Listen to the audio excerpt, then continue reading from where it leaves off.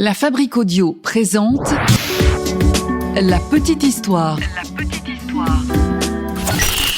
www.lafabriqueaudio.com. Salut Sébastien. Bonjour. Alors Sébastien, toi tu es où? Je suis près de Matane, au Québec, au Canada. Ok, et donc auditeur de La Petite Histoire. Oui, parfois. Là, je suis pas régulier, mais je l'écoute parfois. Merci en tout cas d'avoir participé sur les réseaux sociaux et de nous avoir dit que tu avais une petite histoire pour nous. Une petite histoire qui est en lien avec les ovnis. Je crois que toi, tu as vu des ovnis en famille.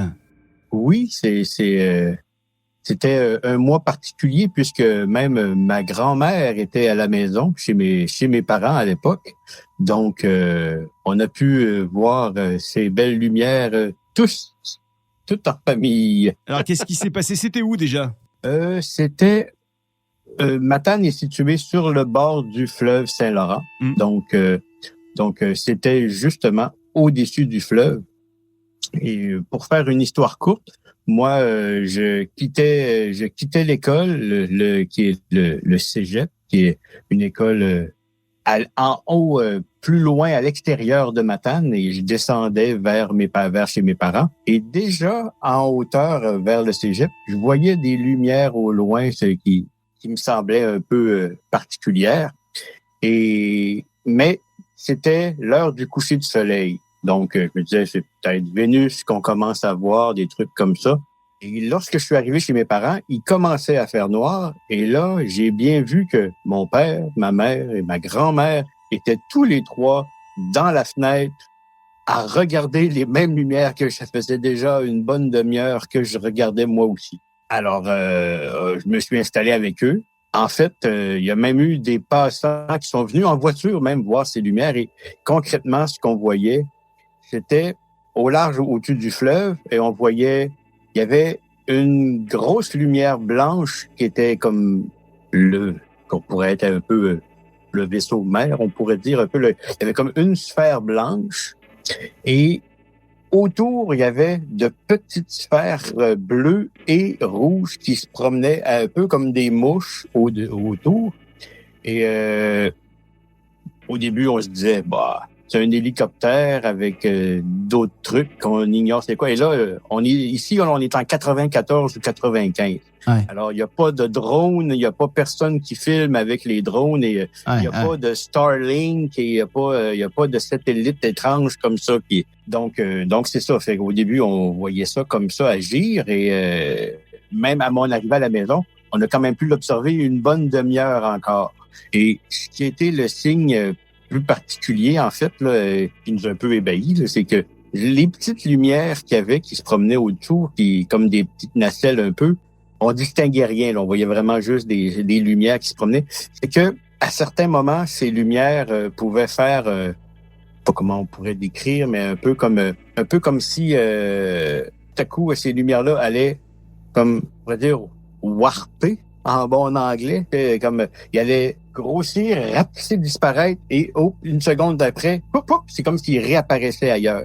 Donc, il y avait comme 5 ou 6 de ces lumières autour de l'orbe principal, et ces lumières-là, de temps en temps, pouvaient disparaître et réapparaître comme ça en faisant comme une espèce de... C'est comme s'il venait de changer de position, mais En 5 secondes, même pas. Ouais. Même pas, là, ça se faisait une fraction de seconde. Là, je les voyais, la lumière scintillait, devenait plus grande, et elle disparaissait la seconde d'après.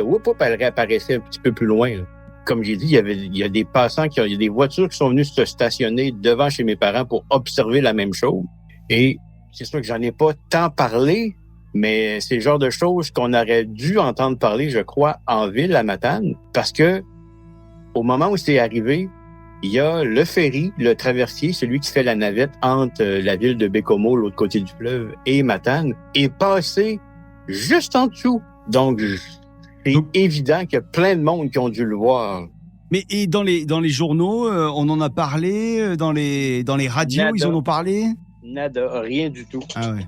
Et toi, c'est clair que pas juste nous, vu qu'on a vu des gens venir l'observer de chez nous également. Et toi, dans tes potes, il y a des gens qui l'ont vu ou pas, qui étaient au même moment à un autre endroit et qui ont pu voir la même scène?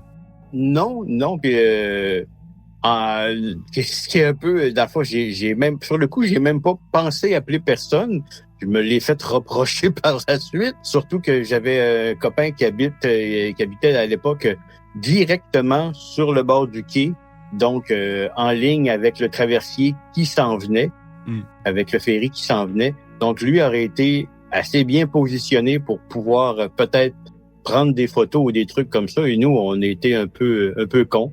On n'a pas du tout pensé sortir autre chose que les longues vues. Donc, pour observer, on n'a pas du tout pensé sortir le téléobjectif avec l'appareil photo, parce que mon père est quand même bien équipé en téléobjectif. On n'a pas du tout pensé à ça. Nous, et même ma grand-mère, elle, qui était là, puis qui observait ça, elle, de sa vie, aurait jamais pu voir quelque chose comme ça. Pour elle, ça existe même pas, ça se peut même pas. C'est dans les films étranges qui passent à la télé des fois, puis c'est tout là pour elle. Elle venait de son fond de village dans l'arrière-pays. C'est quelque chose qui lui effleure même pas l'esprit que ça pouvait exister. et par exemple, c'est pas du tout pareil que des étoiles filantes ou que des météorites qui tomberaient et tout. Ça avait pas du tout la même tête, quoi. Non, parce que la sphère principale a resté à la même position pendant près d'une heure. Ouais. Et j'ai pu observer vraiment qu'elle était là, à la même place, pendant une heure. Donc, et les petites sphères autour, je sais pas ce qu'ils faisaient, mais ils se promenaient partout.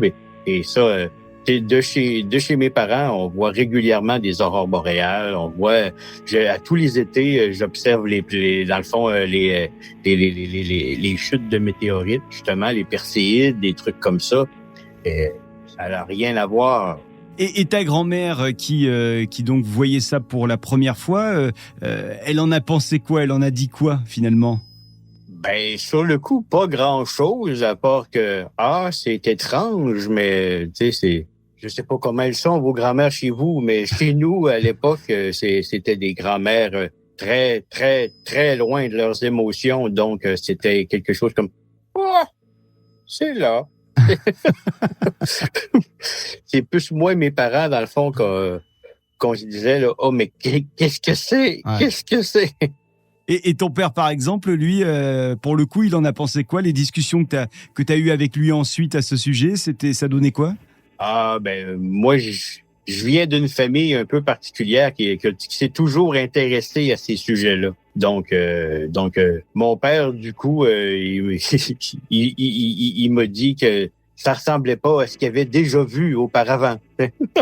Donc, ça présumait qu'il devait en avoir déjà vu. Ouais. Mais il y en a pas tant jasé, mais c'est ça. Pour mes parents, c'était intéressant aussi. Mais c'est ça, c'est un sujet courant chez nous, tout ce qui est les choses étranges, et c'est probablement un peu pour ça que j'écoute votre podcast. Et quand on voit ce genre de phénomène dans les airs, après on arrive à s'endormir parce que j'imagine qu'il doit y avoir une certaine excitation après avoir vu un tel spectacle, un tel phénomène. On doit avoir envie de le raconter à tout le monde. On doit. Non, vu que justement c'est quand même, à l'époque c'était quand même quelque chose de, c'est pas dans les mœurs courantes de raconter tout et de s'épancher de tout ce qu'on voit comme sur les internets maintenant. Donc oui, ça a dû créer une excitation. Je m'en souviens pas nécessairement là parce que ça fait déjà au-dessus de 25 ans quand même que c'est arrivé. C'est clair que j'ai dû y repenser pendant plusieurs jours là, mais c'est ça, comme c'était un peu particulier du sens que j'ose espérer de ce que c'était probablement une secoupe volante, dans mes fantasmes les plus aigus. Mais en fait, j'en sais foutre rien là. parce que j'ai pas pu voir, tu sais, c'est pas comme ceux qui disent qu'ils l'ont vu au-dessus d'eux et qui ont vu le métal avec des écritures et tout. Moi, c'est pas ça, c'est vraiment des sphères lumineuses que j'ai vues. J'ai pas vu aucun détail. J'ai pas vu de personnage au travers d'une fenêtre ou quelque chose. C'était là, concrètement, devant moi, mais en même temps, j'avais pas d'éléments qui pouvaient me confirmer ce que j'étais en train de regarder vraiment non plus. On était en 94, c'était il y a quoi? Je calcule rapidement, il y a quasiment 30 ans, on va dire. Oui, presque. Depuis, t'as pas revu d'autres trucs, t'as pas revu d'autres phénomènes? Non, depuis, non. Non, mais comme je dis, comme je disais, c'est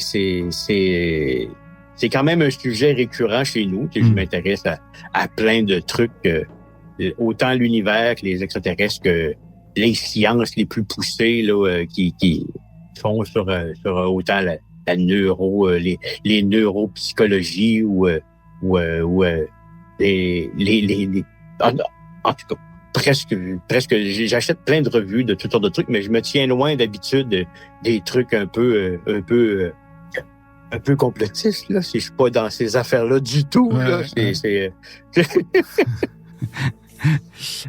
Sébastien, Alina, vous avez déjà vu des ovnis? Seb? Non. Une fois, j'avais cru en voir, enfin, je m'étais posé la question, j'avais vu dans le ciel de nuit des petits points qui se déplaçaient, ça faisait une forme de triangle, donc je me suis dit, qu'est-ce que c'est étrange tout ça. En fait, c'était tout simplement la patrouille de France qui s'amusait, quoi. Mais sinon, non, jamais rien vu de bizarre, en fait. Alina? Oui. Est-ce que tu as déjà vu, toi, des ovnis dans le ciel? Non, c'est pour ça que j'écoutais là l'histoire de Sébastien et j'étais happée, passionnée. Bon, et alors Sébastien, tu as eu le temps de la raconter maintenant, même si tu l'as pas raconté, on l'a bien entendu sur le moment, quand tu as vu ça, tu n'as pas forcément eu le temps de la raconter très rapidement à tes potes de l'époque. Là, quasiment 30 ans se sont passés, tu as dû la raconter des centaines et des centaines de fois, cette anecdote. Les gens, ils en pensent quoi? Oh, j'en parle quand même assez rarement. Ouais. Parce que j'ai quelques potes qui sont au courant, mais c'est quand même pas le genre d'histoire dont tu peux te vanter allègrement à tout vent comme ça, parce que on peut quand même facilement passer pour un bizarre, un étrange. Donc habituellement, je garde ça plus pour moi, mais comme c'est une histoire qui, oui, j'ai vu quelque chose, mais que je dis pas allègrement, j'ai vu un extraterrestre et il m'a touché. On n'est pas là du tout, donc c'est quand même un peu moins bizarroïde à raconter, mais c'est ça, non, c'est quand même un truc que je raconte assez rarement. Et tu le disais, c'est à Matane, c'est au Québec, dans ta région du côté de Matane, à côté donc du Saint-Laurent. Il y a souvent je dirais des réunions de personnes qui attendent de voir ce genre de phénomène. Non, pas ici. Il y a d'autres endroits au Québec que oui, mais pas ici. D'habitude, au Québec, c'est plus... il y a le Mont Saint-Hilaire près de Montréal qui est reconnu pour ça. Ouais. Et donc, c'est les montagnes montérégiennes qu'on appelle. Et c'est 2-3 petites montagnes là, que là sur ça, l'histoire là pullule. C'est presque le Devil Tower aux États-Unis. Là, il y en a certains qui affirment qu'il y a une base militaire extraterrestre et tout en dessous. Mais j'en sais que dalle, là, mais je connais la réputation et c'est tout. Là. Matane n'est pas un point chaud pour ça. Est-ce que tu as fait des rêves après? Parce que des fois, tu sais, on voit des choses étranges dans notre vie et ça peut après coup se matérialiser en rêve. Je croirais pas. À chaud comme ça, je me souviens pas avoir eu de rêve particulier là. En tout cas, du moins en relation avec ça. Là. D'accord. C'est vrai que ça revient souvent le phénomène des rêves après qu'on ait vu ce genre de moments, après qu'on ait assisté à ce genre de moments. Je vois sur les réseaux sociaux, là, on est allé un petit peu fouiner évidemment. Il y a pas mal d'histoires autour des rêves après avoir vu de tels phénomènes. Ouais, c'est vrai, Alina. Toi, t'en as entendu parler des rêves qui accompagnent ce genre de phénomène, Alina? C'est pour ça que tu demandes ça à Sébastien? Alors, pas spécialement pour les ovnis, parce Ouais. que moi, j'ai jamais eu cette expérience-là, donc je ne me suis pas forcément intéressée dans le fond à ça. Mais oui, pour d'autres expériences paranormales, en fait, on voit des choses tellement étranges, ça nous perturbe, puisqu'on n'a pas l'habitude de les vivre. Hmm. Ça fait que derrière, l'inconscient aussi travaille. Et les rêves peuvent aussi être des supports pour nous aider justement à avaler un petit peu ce qu'on a vécu. Ou même pire, hein, carrément planer, quoi. Ouais. C'est ça. Mais voilà, c'est souvent récurrent, effectivement, qu'il y ait des rêves derrière qui suivent. Sébastien, en tout cas, merci de nous avoir raconté ta petite histoire du paranormal aujourd'hui pour la petite histoire. Merci beaucoup. Et merci de nous écouter régulièrement du côté du Canada, vous aussi, hein, où que vous soyez, en France, mais aussi dans le monde. N'hésitez pas à nous envoyer des petits messages là sur les réseaux sociaux. Racontez-nous la vôtre également d'anecdotes. Il nous reste du temps avant Halloween, donc allez-y, lâchez-vous sur ces anecdotes qu'on partagera évidemment sur nos réseaux sociaux à nous, de la petite histoire. La Fabrique Audio présente La Petite Histoire. Vous souhaitez devenir sponsor de ce podcast? Contact @lafabriqueaudio.com.